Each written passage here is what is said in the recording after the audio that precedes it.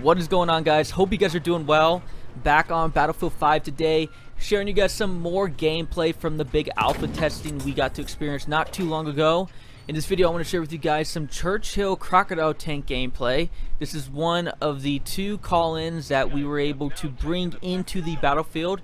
The other one being the V1 rocket, of course. You guys want to check out how to call in these different weapons into the battlefield, you can check out the annotations above, and that will let you guys know how to call in the V1 rocket and the Churchill Crocodile tank. But in this video, I'm going to go over just the bare bones of this new vehicle on the battlefield and just let you guys get a good idea of what it's all about. As you see me right now, just rolling up to the supply station, going to show you guys the different weapon system on the Churchill Crocodile tank. We of course got the 75mm cannon that's firing here, and then as our secondary weapon we have a machine gun, which does quite better than the machine guns that I've experienced on BF1. And then another type of gadget we have is we have a smoke grenade that we can drop down to give us a smoke screen cover, and then we have the ability to drop ammo and health for our teammates. So very similar stuff that we've seen in Battlefield 1. I do like the kind of upgrade for the machine gun. It does seem like it hits a lot better. At least it feels like that from Battlefield 1. The cannon itself is very powerful as well.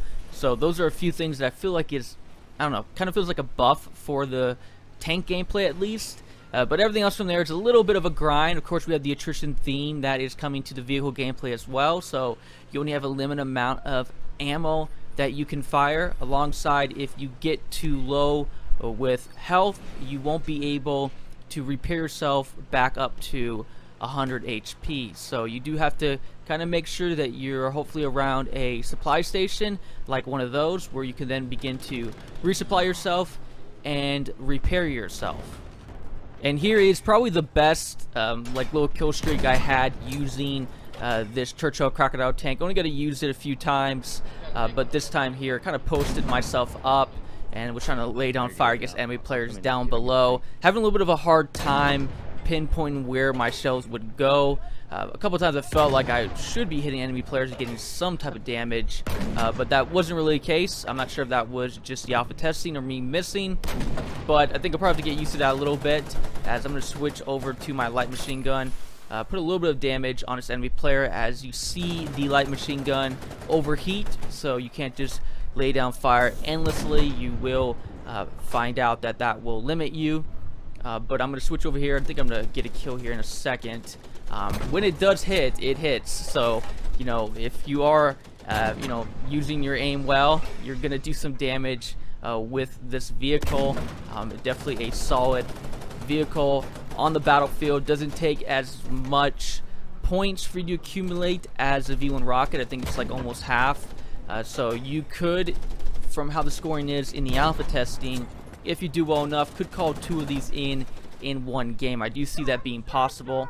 Not quite sure if this is all going to stay the same. This is, of course, from the alpha testing, and we already know from DICE's post-alpha article on their Battlefield website their plans to adjust how easily you call in the V1 rocket. So here is some gameplay, though, of the flamethrower in action. This is what your passengers get to use. This was, I think, the only time I really had a full squad of players in my vehicle, but I don't think they got any kills using the flamethrower at all. But it definitely looks pretty cool in my opinion. I think it would be really cool just seeing how it burns on the trees. If it actually burnt the trees down, that would actually be some pretty cool environmental destruction, as we're only going to see that with the houses. But I don't know, that just kind of came to mind right now. But yeah, I'm going to see a vehicle across the map. Didn't have too much vehicle versus vehicle gameplay with my Churchill Crocodile tank. This is probably the only time I got a really good jump on an enemy tank. As you can see, it does some pretty solid damage, especially from as far away as I am. The tank is going to avoid me just enough, and I'm going to run into either him or someone else a little bit later, which is going to do some damage onto me. And you guys will be able to see from there how then you have to re-heal yourself at one of those supply stations if you get down too low with health.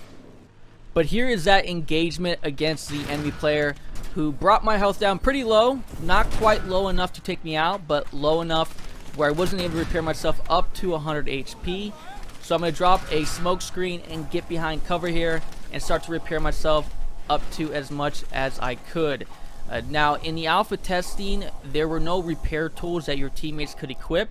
So I imagine when that becomes available, all of these engagements where you need to repair yourself and all the things that come to the meta of the vehicle gameplay will probably change quite drastically.